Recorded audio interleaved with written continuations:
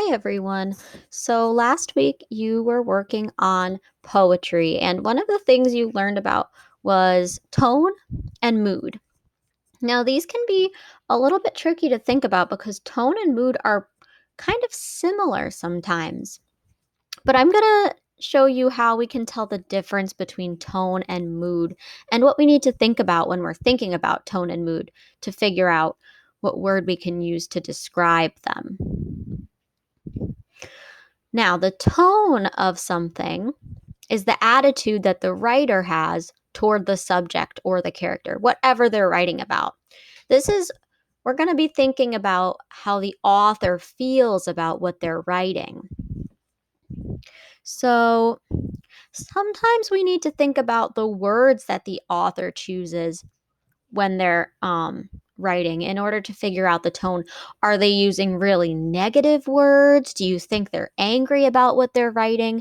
Do you think they're really excited about what they're writing? Maybe they use really positive words and it makes them sound really joyful or cheerful. Some examples of tone could be serious, humorous, so funny, sarcastic, ironic. And here's some other examples. Solemn means kind of serious, and objective really means that it doesn't sound like the author has much of an opinion about the topic. Sometimes if you read a news article, that's an example of something that might sound objective for the author's tone, because usually people in the newspaper have to write things in a way where they don't show their opinion. They're just stating the facts. So that would be something that would be an objective tone, probably, if it just sounds like the author is stating the facts. So when we think about tone, we need to think about what the author feels about the thing they're writing about.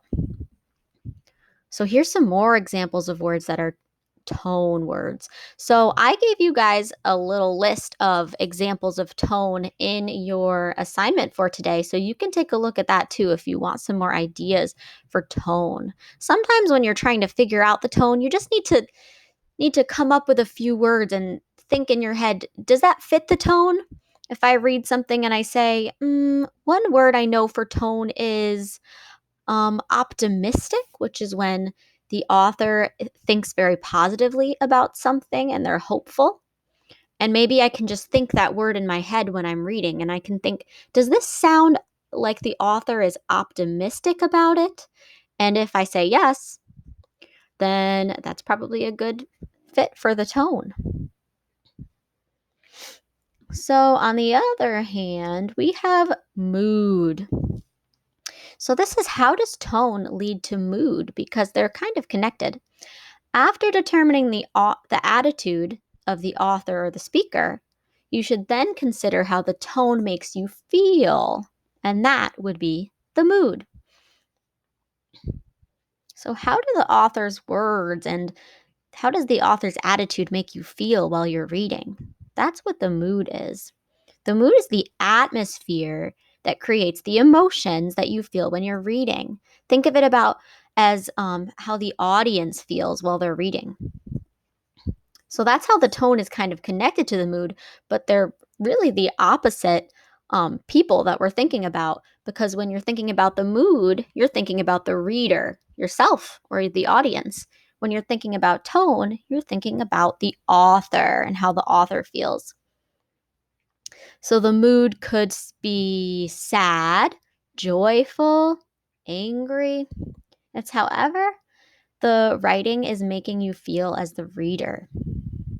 So, I gave you a little activity to try today where you're going to read two little short passages. You're going to have to think about what the tone is and what the mood is. So go ahead and do my office hours later if a little bit full. So I'll see you guys later.